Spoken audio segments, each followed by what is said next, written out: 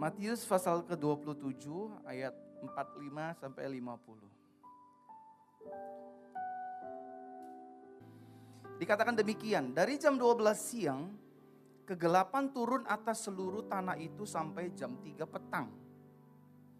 Kira-kira jam 3 petang Yesus berteriak dengan suara nyaring, Eloi, Eloi, lama sabachthani, yang artinya, Elohimku, Elohimku, mengapa engkau meninggalkan aku? Beberapa orang yang sedang berdiri di sana mendengar hal itu dan mereka berkata, dia sedang memanggil Elia. Salah seorang dari mereka seketika itu berlari dan mengambil bunga karang, mengisinya dengan anggur asam dan meletakkannya pada sebatang bulu, lalu memberinya minum. Namun yang lainnya berkata, biarkanlah mereka, biarkanlah, marilah kita lihat apakah Elia akan datang untuk menyelamatkan dia. Ayat 50 dikatakan demikian. Lalu sambil berteriak lagi dengan suara nyaring, Yesus pun menyerahkan rohnya. Bapak Ibu yang dikasihi oleh Tuhan, sebagai orang percaya, maka Bapak Ibu Saudara dan saya harus mengetahui dan menyadari bahwa kematian Yesus Kristus di atas kayu salib bukan disebabkan oleh rasa sakit akibat pukulan serta cambukan dari tentara Romawi. Karena di luar sana ada ajaran-ajaran yang tidak bertanggung jawab, yang tidak berdasarkan kebenaran Bible, Bapak Ibu Saudara. Makanya iman kekristenan kita seringkali diguncang. Lihat tuh, Tuhan lu mati karena disalib, karena kehabisan darah, karena kehausan, karena dehidrasi dan lain sebagainya. Melalui kesempatan yang Tuhan berikan kepada saya sore hari ini, saya ingin berbagi, saya ingin share bahwa penyebab kematian Yesus Kristus di atas kayu salib bukan disebabkan karena Yesus menahan rasa sakit akibat pukulan dan cambukan dari tentara Romawi, Bapak Ibu Saudara. Dan kita juga harus benar-benar mengetahui penyebab kematian Yesus juga bukan disebabkan karena Yesus mengalami kelelahan dan dehidrasi yang berlebihan. Terlebih lagi bukan karena disebabkan adanya roh maut yang mengambil nyawa Yesus. Semua tudingan-tudingan ini, tudingan-tudingan bohong Bapak Ibu Saudara, yang tidak berdasarkan kebenaran Bible yang ada di dalam kehidupan kita. Yang tidak sesuai dengan iman kita sebagai orang percaya kepada Yesus Kristus. Nah, Bapak Ibu Saudaraku yang terkasih dalam Tuhan, kematian Kristus di atas kayu salib disebabkan karena Dia sendiri yang telah menyerahkan rohnya, menyerahkan nyawanya ke dalam kehendak-Nya.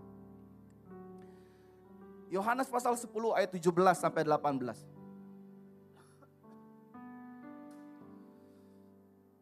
I sing praises to your name, oh Lord. Dikatakan demikian Bapak Ibu. Bapa mengasihi aku karena aku menyerahkan nyawaku sehingga aku dapat menerimanya kembali. Tidak ada seorang pun mengambil daripadaku, termasuk malaikat maut, termasuk paku yang melobangi kaki dan kedua tangan Yesus. Melainkan aku menyerahkannya sendiri, maksudnya aku menyerahkan nyawaku sendiri. Aku mempunyai hak untuk menyerahkannya dan aku mempunyai hak untuk menerimanya kembali. Aku telah menerima perintah ini dari Bapakku. Jadi kalau saudara di luar sana mendengar, wah Tuhannya orang Kristen mati kelelahan di atas kayu salib. Hoax. Apa Bapak Ibu? Itu bohong. Kalau ada statement dari orang di luar sana yang tidak bertanggung jawab, orangnya, Tuhannya orang Kristen, mati kehabisan darah di atas kayu salib, itu bohong. Amin Bapak Ibu. Dia mati bukan karena cambukan tentara Romawi. Dia mati menyerahkan rohnya ke dalam kehendak-Nya. It is finished at the cross. Apa penyebabnya? Penyebabnya adalah saudara dan saya. Sehingga dia pada akhirnya mau berkorban dengan pengorbanan yang terdahsyat, dengan pengorbanan yang sempurna, menebus hidup kita di Kalvari, menebus hidup kita di Golgota, menebus hidup kita di atas kayu salib. Tepuk tangan bagi Yesus. Hari ini saudara statusnya bukan orang yang tergadaikan dengan dosa. Saudara adalah orang yang merdeka, katakan amin. Tetapi kita tidak menggunakan kemerdekaan seenaknya dewe. Kita menggunakan kemerdekaan kita dalam tuntunan Roh Kudus. Amin, Bapak Ibu Saudaraku terkasih dalam Tuhan. Saudara, melalui pengorbanan Yesus yang dahsyat di atas kayu salib, akhirnya saudara dan saya, kita mendapatkan kepastian. Sama-sama katakan dengan saya dapat kepastian. Belum semua yang di balkon juga sama-sama katakan dengan saya, hidup saya mendapatkan kepastian. Di dalam Yesus, hidup saudara dijamin dan dipastikan mendapatkan kepastian. Katakan amin. Amin. Dipastikan bahwa saudara tidak akan berjalan sendirian karena ada Yesus yang adalah Immanuel yang akan menyertai hidup saudara dan saya setiap hari. Sampai kapan? Sampai kita kembali ke rumah Bapa. Kalau ada hari ini Bapak Ibu Saudara yang berpikir, Pak, saya capek Pak jalanin rumah tangga kayak begini Pak. Suami saya gak peduli sama saya Pak. Saya besarin anak saya Pak, gedebak-gedebuk banting tulang nyari uang di pasar Pak. Bapak Ibu, jangan lekas-lekas kecewa. Sadarilah ada Yesus di dalam hidup kita. Kalau Yesus yang sama, yang berkata di atas kayu salib, it is finished, sudah selesai. Saya yakin, saya percaya Yesus yang sama akan menyelesaikan pergumulan saudara, menyembuhkan penyakit saudara, dan memberkati kehidupan saudara. Tepuk tangan bagi Yesus. Amin saudara. Di dalam menjalani kehidupan ini pasti ada yang namanya pengkhianatan. Di dalam kita menjalani keseharian kehidupan ini, pasti ada yang tusuk kita dari belakang. Pasti ada yang menjelekkan kita. Pasti ada yang merendahkan hidup kita. Pasti ada orang-orang yang menyakiti hidup kita. Tapi ingatlah pengorbanan Yesus di atas kayu salib. Sebelum kamu menerimanya, aku dulu yang menerimanya. Aku dihukum, aku dihina, aku dikhianati. Dan aku akan memberikan kekuatan kepada anak-anakku.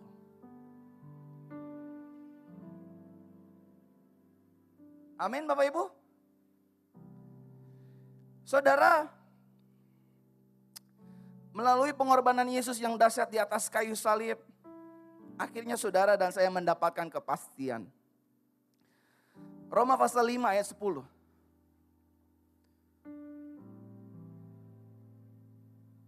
Tuhan terima kasih. Baca sama-sama, 3, 2, iya.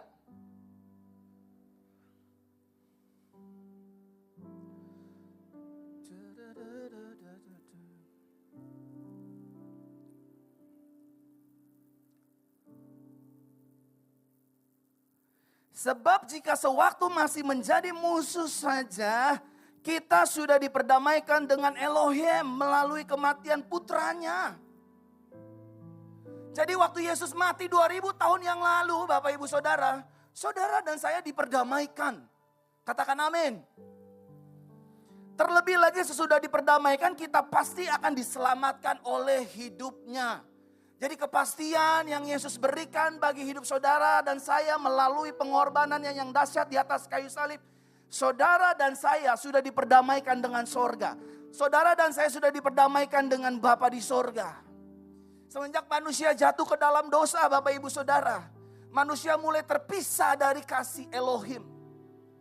Dulu manusia dengan Tuhan berjalan bersama-sama di Taman Eden Bapak Ibu Saudara. Saudara baca Bible dalam kitab Kejadian. Adam berbicara bersama dengan Yahweh. Ketika manusia jatuh ke dalam dosa, manusia mulai terputus. Hadiratnya mulai terjauhkan saudara. Sehingga ketika Tuhan ingin bicara kepada manusia, maka Tuhan harus melalui perantara demi perantara. Tuhan kembali ke sorga.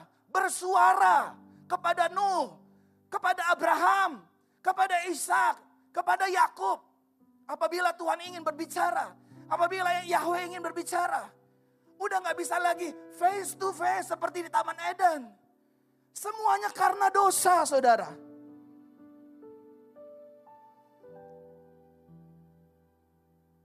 Kalau Tuhan mau ngomong sama Abraham, Tuhan pakai teofani, saudara. Di mana Tuhan mengambil wujud seorang malaikat. Kenapa? Karena Yahweh or Tuhan begitu suci.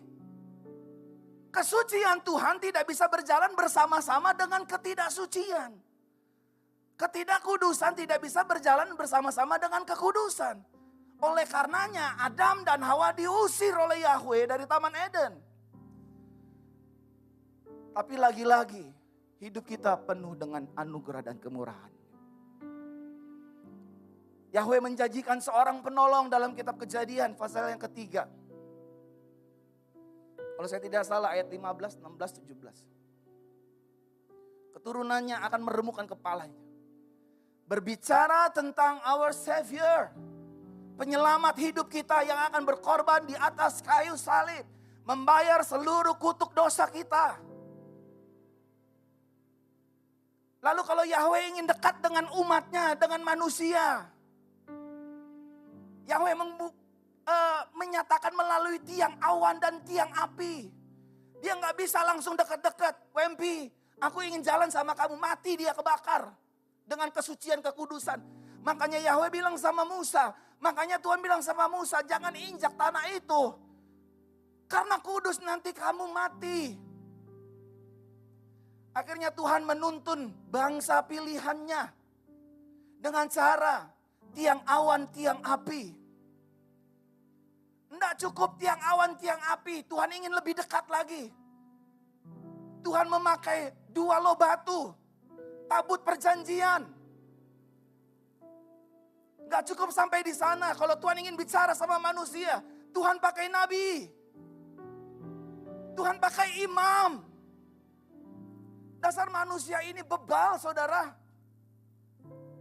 Tuhan pakai hakim-hakim. Tuhan pakai seluruh atributnya. Sehingga muncullah Yohanes 3 ayat 16. Karena begitu besar kasih Elohim akan dunia ini. Akan saudara dan saya. Udah gak bisa lagi pakai tiang awan, tiang api. Gak bisa lagi pakai apa lagi namanya. 2 loh batu. Dia menyatakan dirinya. 1 Yohanes 1 ayat 14. Yohanes pasal 1 ayat 14.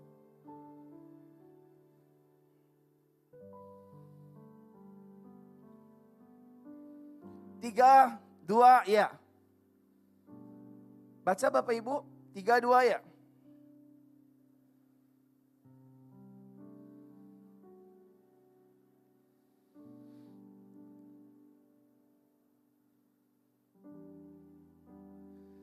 Firman itu telah menjadi manusia dan berdiam di antara kita. Kita telah melihat kemuliaannya, yaitu kemuliaan sebagai putra tunggal Bapa, penuh anugerah dan kebenaran. Melalui pengorbanan Yesus yang dahsyat di atas kayu salib, saudara dan saya diperdamaikan dengan Bapa. Tepuk tangan bagi Yesus. Apa artinya sih saudara dan saya diperdamaikan? Oleh karena Yesus, saudara dan saya dipandang benar. Halo? Tapi Pak, saya kemarin baru aja jatuh dalam perzinahan Pak. Engkau dipandang benar bukan karena engkau tokoh agama. Kita dipandang benar karena ada Yesus di dalam hidup kita.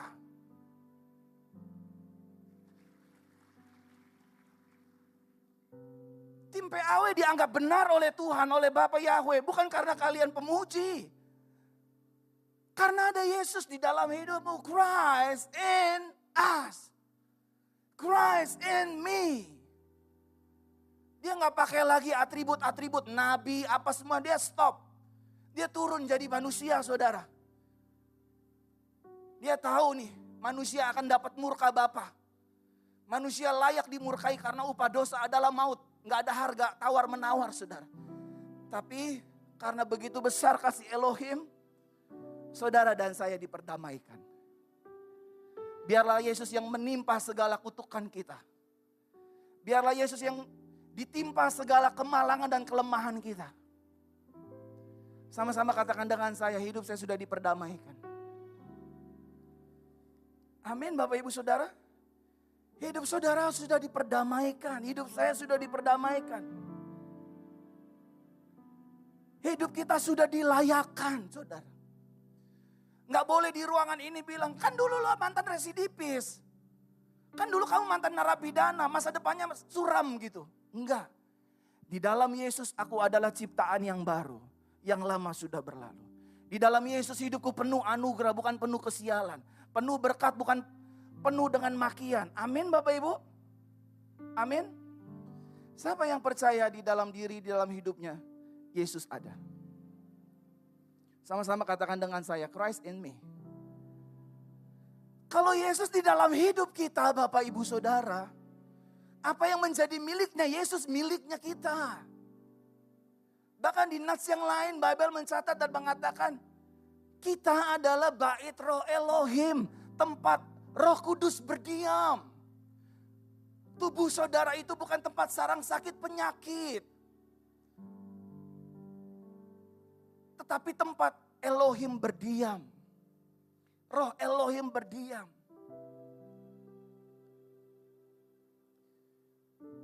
Bapak Ibu, nanti kita akan perjamuan suci. Saya ingin berdoa karena saya didorongnya sama Roh Kudus untuk wanita. Pria-pria gak boleh komplain ya.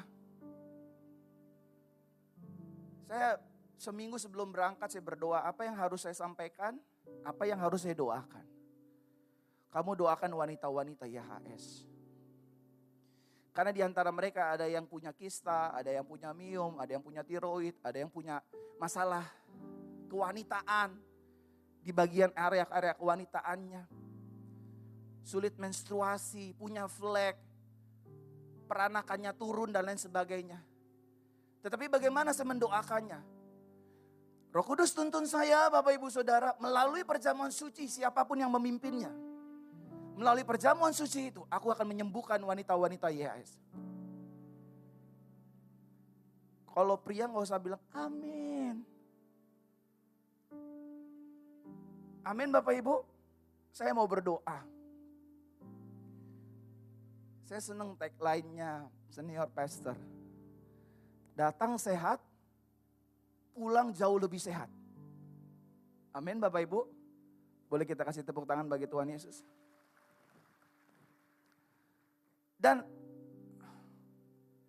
ada di antara bapak-bapak yang punya prostat, masalah prostat. Kok Pastor Verona bisa tahu? Saya udah doain Bapak Ibu. Saya gak lagi tebak-tebak buah manggis. Ya Pak, kalau cuman Bapak tebak begitu mah pasti ada Pak. Bilang aja ada di sini yang batuk, pasti ada yang batuk. Tetapi belum tentu sembuh Bapak Ibu. Karena ini yang perintahkan Tuhan. Jadi saya mau taat. Nanti lewat perjamuan suci itu. Yang gejala miummu atau gejala kistamu atau flek di bagian kewanitaan. Atau peranakan yang turun. Pulang dari tempat ini, engkau terima mujizat. Karena tubuh dan darah Yesus memiliki kepastian dan jaminan. Tepuk tangan. Sama-sama katakan dengan saya, hidup saya sudah diperdamaikan. Ketika hidup kita sudah diperdamaikan oleh Yesus dengan Bapa di sorga, maka Bapak Ibu Saudara bisa berkata kepada Tuhan, "Ya Aba, Bapa, ini aku, anakmu, layakkanlah." Dan kita sudah dilayakkan oleh darah Yesus. Amin Bapak Ibu. Bangkit berdiri. Wanita, persiapkan hidupmu. Pastikan betul melalui perjamuan suci ini.